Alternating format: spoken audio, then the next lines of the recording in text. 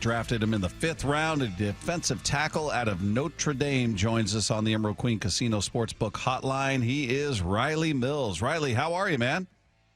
Good. How you guys doing?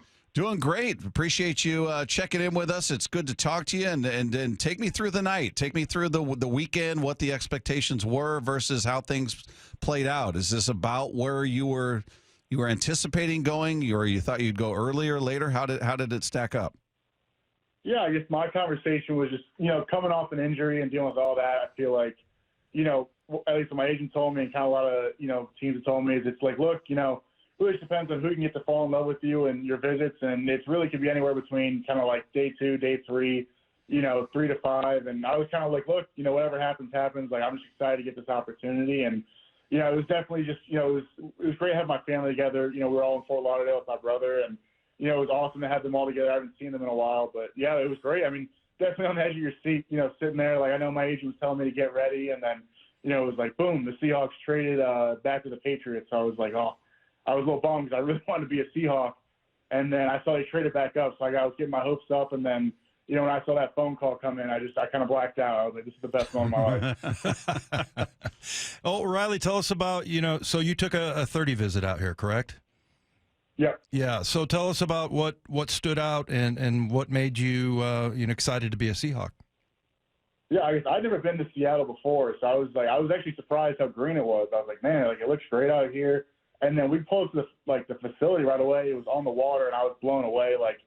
The place was awesome. They were telling me they had, they were getting a brand new athletic training room. They were adding new stuff to the facility, and I love the weight room, and they had grass field out there. So immediately I was like, man, this facility is somewhere I could see myself being. And, it was definitely really an awesome experience. And then when I got to meet the coaches, that really just stood out to me, just hearing, how much they valued me and what they thought I could bring to the team. I was like, man, I love the plan they have here. They seem like great people. And, especially, Coach AD, Coach Hins, they're great guys. And just getting to sit down and pick their brains and, hear what they thought of me, I was really impressed when I walked away. So I was telling my parents, I'm like, dude, I hope I end up being a Seahawk, and we got here, eventually, and I'm looking forward to it. That's so cool. How many teams did you visit?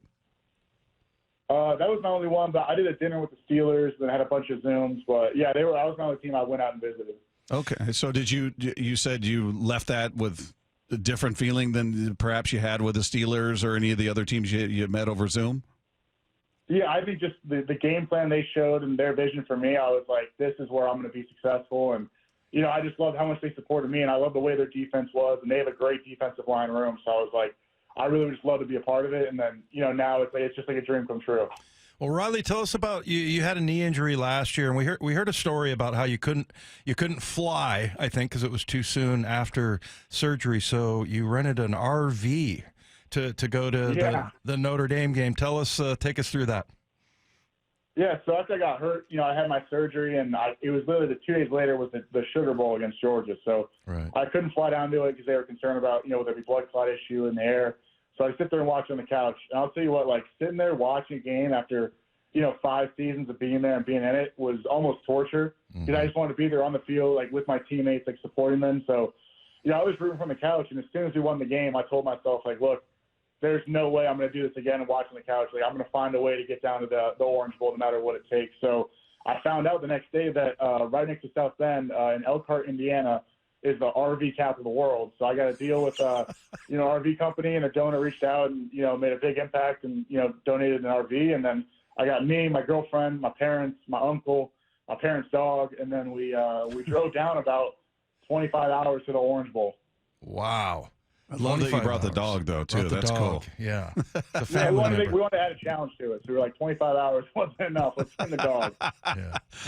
Well, so for you talked about how you feel like you fit this defense and the vision they sold you on it seems like it fits you. For people that haven't seen you play, for Seattle fans that are listening right now and they haven't seen Rylie Mills play, how would you break you down if you were looking at game tape of Rylie Mills and removing yourself? How would you break your game down?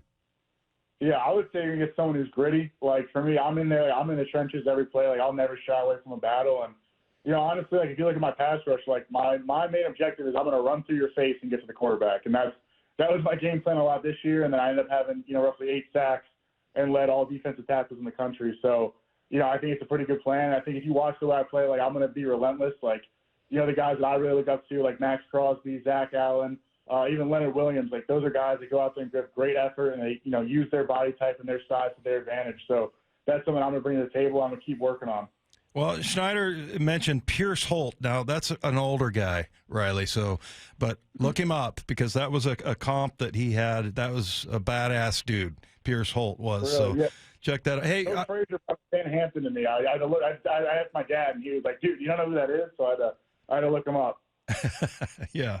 Hey, also, you're very versatile. Like you can play inside, the 3, the 5, the 9 even. Are you more comfortable inside, or what is there a preference as far as where you're playing on the line? Yeah, look, I mean, I've been a 3-tech my entire career. I love playing 3-tech, but I've played around, all around the defensive line. I think 3 technique is, especially when I'm pass rushing, I don't think there's any guard or tackle that can really block me one-on-one when it comes to being on the inside for 3-tech. But I think that's one of my things during the draft that I was preaching to teams and I preached to the Seahawks was that I'm athletic enough. I can play the 9, I can play the 5, I can play the 2-eye, play the 4-eye, and I can play it all at a high level, compared to a lot of other guys. So that's something I excel at, and I think that's part of the vision they had was being someone who's versatile and kind of similar to Leonard Williams, how he plays all down the line. Yeah. Whatever they want me to do, I'm ready for it, and I want to do it to the best of my ability. Hey, Rylie, what's it like to hear the critiques of you, the way they critique every player? Everybody, they go through the strengths and then they go through the weaknesses. And that had to be weird to hear, whether it was Mel Kiper or anybody going, hey, he's great at this, he's not good at this. Or did you agree with the assessments you were hearing of you?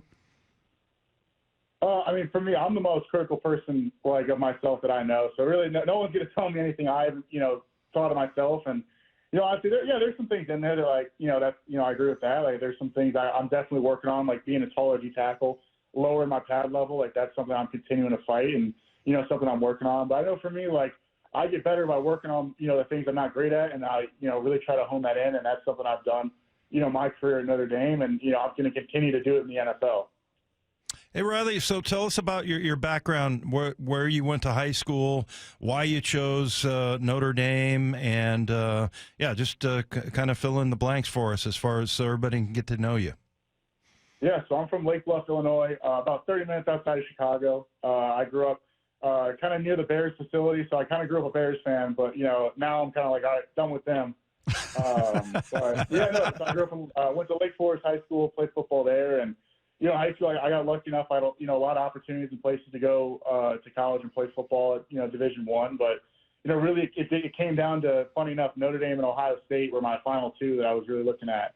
And honestly, the biggest thing for me about Notre Dame was just the people there set it apart from everything else. It had the great education and the football team was top notch, but every interaction I had there was very positive, and I felt like that was a place that was going to help me, grow as a man and grow as a person by the time I was done with college. And I haven't looked back one time. I'm super happy I made my decision. And, that's honestly one reason, why I was excited about the Seahawks was just because the people there, really made an impact on me. And I felt like it was kind of similar to Notre Dame where I got that same feeling. So you grew up a Bears fan. Did you have a player you modeled your game after? Or you said, this is my football hero. I want to play like this guy? Not really from the Bears. I guess, for me, my dad played football at UConn and my brother played football at Dayton. So I always looked up to them just because they were the people that played before, and they've had the biggest impact on my career and my life. So I've always just tried to model myself after them. Rylie, when you were a high school athlete, did you play all kinds of different sports? And when did you decide, okay, football is for me? Yeah, I kind of, did some other things. Did a little bit of track and field in high school. And then I originally felt like football was something I did when I was young, and it was, I knew I wanted to play it in college. And then, that was really for me, once I set myself on it and just really knew that I could be, set myself apart and really do something with it. I kind of went all in my last couple of years of high school. But I like to play different sports, but football was the biggest for me. So you're listed at 6'5", 295. Were you always like the big kid when you were young, or did you hit a growth spurt later? No, I was always literally my parents would have photos of my youth team. And they're like, oh, who's the 15-year-old in my 6-year-old league. But so I was always big, but I was a little fit, a little hefty growing up, and I kind of slimmed down in high school, and then just kind of my parents are really good on nutrition, so I always just kind of followed their plan. And then, kind of ended up just naturally being like 280, and then, got to college, and then, just put weight on the right way throughout the years. Well, tell us about your family, Rylie. Sounds like you got lots of support there, but tell us about siblings and parents and all of that. Yeah, so my dad played football at UConn, and my mom played volleyball at UConn. My mom's like 6 feet tall, my dad's like 5'10", so I get my height all from my mom. So they met in college, and then my aunt played on the LPGA and played at Florida State. Her name's Rylie Mills. They, my brother also, he played college football at Dayton, so like they were really the ones that kind of like growing up. I watched my brother play football, and then had to beg my dad to let me play football. So then I got into football, and then me and my brother would always kind of get on each other. So like, I remember in my youth league, my dad would be like, "Hey, like, just imagine the quarterback's your brother." And then once I put it like that, it was just like game over. Well, I hope we're not still doing that, are we, Rylie? You like your brother. No, I grew out of it. But it was just, getting started. You had to find it. Imagine that's your brother. All of a sudden, he's just a raging bull going through the line. Yeah. That's we'll perfect. we'll have to find some substitutes for quarterbacks in the NFC West. Yeah. Hey, so somebody you hate. Were you always defense? Did you ever want to be, I don't know, a tight end? You said you were a big kid, so maybe they were going to let you be a wide receiver or anything. But what did you always play defense, or did you have dreams of other spots? Yeah, I liked growing up. I mean, when I was in the youth leagues, I always loved playing defense. And then there was a weight limit, so I couldn't run with the ball. But then once I got to high school, I tried tight end my freshman year, and it was good. But I kind of loved the feeling of like getting a sack, like making a tackle, more than I like catching the football. So I switched over there and just didn't really look back. It's better to hit than be hit, Rylie. That's what you 100%. figured out there. Hey, what do you like to do off the field? Is there anything up here that appeals, like fishing or hunting or anything like that?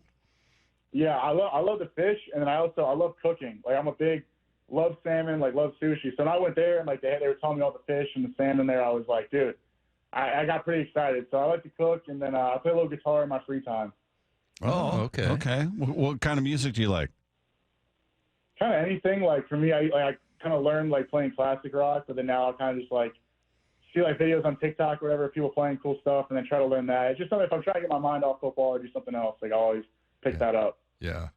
Nice. Well, you're coming to the right place for music and seafood. If you like seafood, this is the Mecca. So. Yeah, I was hearing about the fish toss, so I'm looking forward to checking that out. Oh yeah, Pike Place Market. Yeah, that's. Yeah.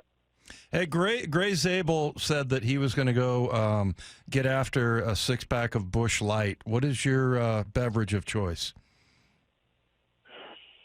For me, I'm a coffee guy. Coffee. Like, that's my big. Wow, you really are in the right spot. Come to the right place, man. Yeah, dude, that's what I'm saying. I came away, I was like, I think this is the place for me. Yeah, absolutely. This is perfect. Yeah. Well, Rylie, hey, it's really cool to get a chance to catch up with you. Congratulations, and we cannot wait to see you out there on the field. Welcome to Seattle. For sure. I appreciate it. Thanks, Rylie. Thanks so much. There he is. Rylie Mills, 5th-round draft pick of your Seattle Seahawks defensive tackle out of Notre Dame. So listed at 6'5", 295.